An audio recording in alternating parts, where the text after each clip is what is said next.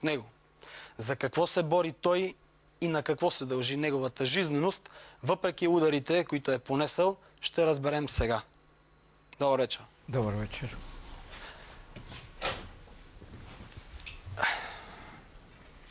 Йо, от 20 години ти си по барикадите и по площадите. Да. За какво се бориш и не ти ли писна? Аз още от дете изучавам българската история и съм установил, че българите са основа на световната цивилизация, народ, нация. Ние сме владели Индия, Китай, Египет. Първите български царе от 15 000 години преди новата ера. Българската азбука е световна. И българските всички основни царе и пророците са българи. Даже ето Аврам, Моисей, даже Христос, първата свещена Библия 3600 години преди новата ера. И Рама тръгва от България 3500, за да даде на Индия цивилизация, култура и азбука. Очевидно не успя поне за Индия. Аз ще прекъсна за малко с историята. Какво ни помагат всички тези знания за историята днес, когато сме потънали в тази кочина и блато? Точно това е най-важният кос и меч, защото Хитлер е казал: дайте ми България, ще я направя рай на земята с богатата земя, трудовите българи, защото ние сме арици. И той каза: една държава не може да съществува без патриотичен дух. И точно това, аз затова пиша книги, над 30 книги. Ето, последните са Борбата за България, Последната битка за България и Тангрийската Библия, която обединява вече всички религии. И точно в момента, когато християнството е в агония, а исляма е в настъпление България, Европа, точно затова вчера излезе тази Тангрийската Библия, която обединява всички принципи и тя е модел на държавно управление и народ. Каква е равносметката за последните 20 години? Равносметка, че всички, които пишат, че сме в криза за всички сфери, това не е верно. Ние сме тотална катастрофа и пълна разруха на държавата. Българи създали 20 империи, 60 държави. Модел на държавност. А сега е пълна разруха. И за това ние сме на дъното и пълзим, и затова аз пиша тези книги, защото ние трябва да се дигнем веднага на незабавна отчаяна революция, да се хвалим като нашите деди на Шипка.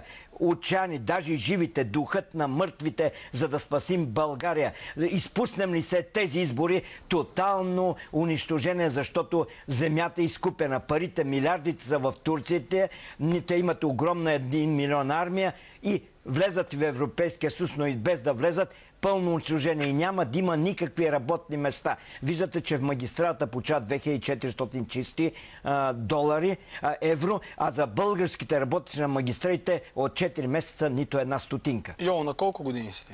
Сега... Нали може на ти да говориш, разбира се, моля се, ние сме постоянно на битките. Сега 70 карам, затова хвърлям сили и в момента започвам да пиша следващата книга. Значи ти си на 70 години. Имаш тази енергия, която си личи в духът на българите, затова не се давам. И когато бяхме на площада с студентите, казах на полицайите: Народен съд ще ви съди, вие сте ничери, вие щате престъпници, грабителносители. И след това се нахвалиха, събореха ме до железата на коня и ако не беше бомбето, смъртоносен удар и сега да ме няма жив, в слепоочието, един удар кръка и едно ребро. Колко пъти, поне 10-15 пъти са ми чупени на ребата площад. Но ме държи духът. И в затвора лежа, да. И в затвори там написа 700 го сбирки. Добре, ти си на 70 години, имаш тази България, а за България се боря. Имаш тази енергия да се бори за България. Обаче в същото време има хора, които са на една добра възраст, 20, 30, 40, 50 години, които се седят в къщи, оплакват се. Това е трагедията на България, защото няма единство. Ние затова аз даже казвам, че аз съм фен на Мохамед, защото той говори единство. Даже той приема Тангра, него го бият, унищожават. Го бият, но той приема българския бог, Аллаха, който на древнобължци, значи единствения, и Тангра, на арабски и турски. И затова съм него фен, но той главното е единство, всички се борят. Значи първо казваме нашия народ днес липсва единство. Във второ, духът, ако има духът, ние ще бъдем патриоти. И затова патриоти, затова пиша и следващата книга Великата история на българите. Защото ние сме владели Индия 2/3 до 8 век след новата ера. Ние Китай сме я владели. Все се връщаме към Индия. Аз искам да те попитам нещо друго.